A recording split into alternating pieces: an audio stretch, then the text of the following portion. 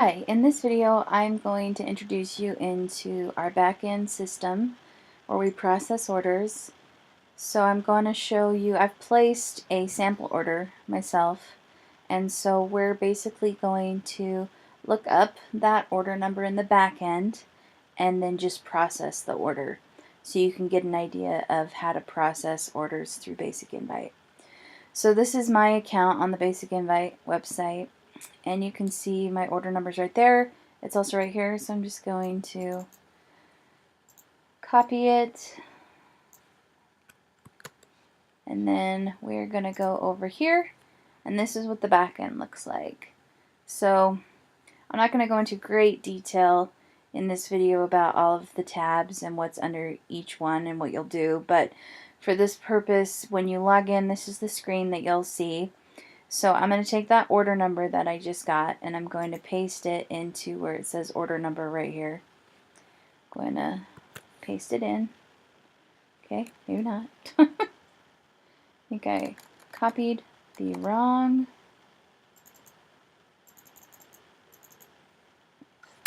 I did. I copied the wrong. Okay, we're going to try that one more time. There we go.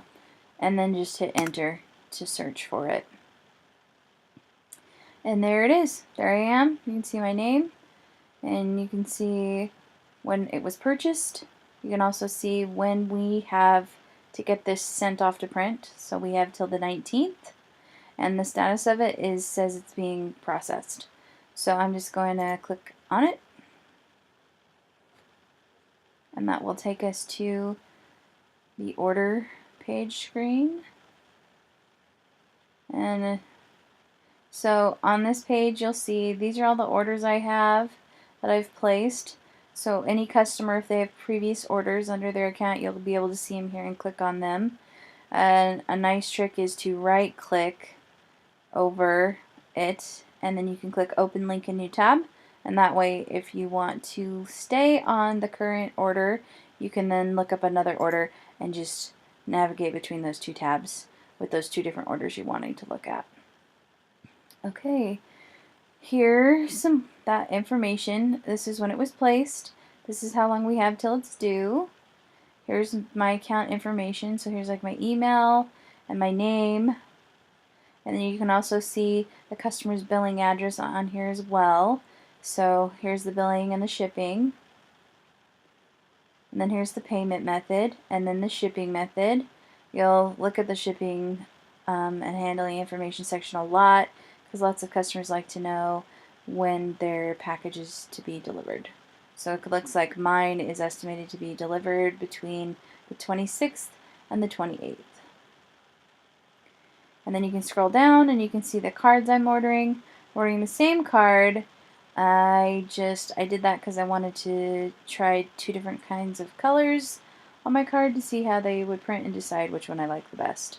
So I'm ordering just a sample, which is just a quantity of one, as you can see. And then also I get a little wedding sample kit because I ordered a sample. And then if you scroll down all the way to the bottom, you'll see the order totals. So you can see my subtotal, shipping and handling, and then if there's a discount applied, which there is a discount applied. And then I have tax, which we don't tax our customers if they live outside of Utah. But if they live in Utah, then they will be taxed. So that's why I am taxed, because I live in Utah. Then you can see my grand total and the total due. Just scroll to the top. So here you some different tabs you can navigate through, but we're just going to click at the very bottom, the review tab. And then this is kind of what happens. You'll see this pops up first. So any notes or any information that you may need to know about the order will be put here. So if another designer has worked on a card and you have to come and look at the card again, they can add notes and you'll see it here. You can also click this X to make it go away. And then if you scroll down to the bottom, it will also appear there as well. So it doesn't actually completely disappear from the page. It just goes to the bottom where it usually is. Okay, let's open up the tabs. So they were collapsed before. To open them, you simply just click on it and it'll open up. And then you still can't see what the card looks like, so you click on the tab for the actual card, and it'll open the card all the way up so you can see that. And you can scroll down and you'll see the front and the back. So some important information you want to check to make sure is that if this card had foil on it, you want to see if the paper type is conducive to the foil. So with certain foil types, we can't allow to have all paper types. So if it was flat foil, you could have either the smooth coated or the signature matte paper type. And then if you had the raised foil, you could only have the smooth coated or the luxe velvet paper type. So just things to be looking out for is the foil type here.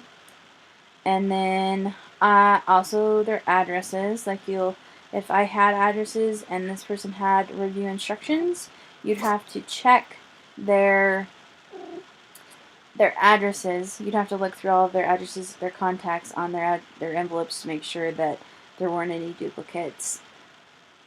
Okay, let's see what else. Also, with review instructions, you would check the spacing, alignment, and grammar. So we're going to kind of go over that a little bit, though I don't have review instructions. I want you to get familiar and comfortable with how this back end works. So here's the front of the card, you can see, and if you scroll down a little bit, you can see this text, tab, font, or colors. So if you click font, it tells you what fonts you use, it tells you all the colors that are used on this. And that's another helpful thing, is that if a customer has ordered a full wedding suite, you want to kind of check their colors and make sure that the colors they selected for the front and the back of the card are the same on all of their cards. So you'd check their RSVP card, you'd check their save the dates, any other enclosure cards, and make sure that their color scheme is the same, unless it's obvious that they want not to have the same colors. So it looks good. Also really important is you need to check the year. The dates are very important. So this says 2019, and we are in the year of 2019, so we're good. So that said 2018, we would need to change that to 2019. And then here's the back of the card, and you can see on the back that there's just a bunch of text. And then you will see, though, on there that text has the 3rd of March, Friday the 3rd of March. So the best solution to check that would be to open your calendar that you'll have on, and then go to go to May and make sure that the 3rd is on a Friday. And again, if it's not, then you need to let the customer know. And if it is on the dates correct, then there's not anything that needs to be done. There again, there's 2019, so that's fine. We are in the year of 2019, so we're good. And then you can also see the text here as well, and the fonts, and colors. So, for example, if this customer had review instruction, you would be able to actually go in and edit it by clicking this edit button at the very bottom.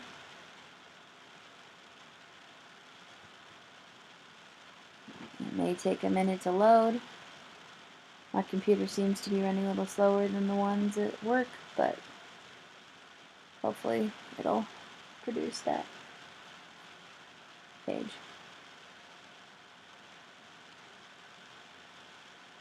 Okay, we're going to go back out and back in and see if that'll load. Please wait, You're thinking really hard about it.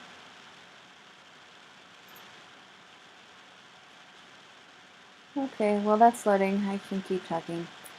So, everything looks good. The thing is, we didn't look over the other card, but I know the other card has the same information as the first card, so we're not going to bother with looking over that. And then once you're done and it looks good, and then you would, and if it was review instructions and the customer had approved everything, you would click this select order action, and it would cause a drop down. And then, let's see, I'm just going to have to refresh the page, I think, because it's thinking way too hard about its job. Okay, there we go. So once everything's been approved, you click approved here if it needs to be approved, but the customer should approve it if they had review instructions. So you click approve. That makes everything green and happy. And then you come down here and you would click print, and that would send this file / order off to our printing company to be printed. So it's pretty easy. That's just a very basic rundown of looking at an order, kind of looking out for things, and then getting it sent off and printed. So again, make sure you're checking date and paper type and the foil type, and colors are consistent, and then just approving it, making sure it's approved, and then you would send it off to print. And click print right there. Oh, also this is nice if you won't probably use this a ton, but like if you wanted to add an additional note to the customer saying, I got your notes, everything, see that you approved everything, we're going to send your order off to print. And then that way they know, and they won't maybe contact you later. They're like, did it get sent to print or not? So that's kind of nice. So then you just click print, and then it will say, order sent to packager. So there you go, it's all set. Also, I'll talk about these more at a later date, but that is how you will look over your sample order that you'll be placing and get it ready and sent off to print. And then we will just go back, and that's it for this video.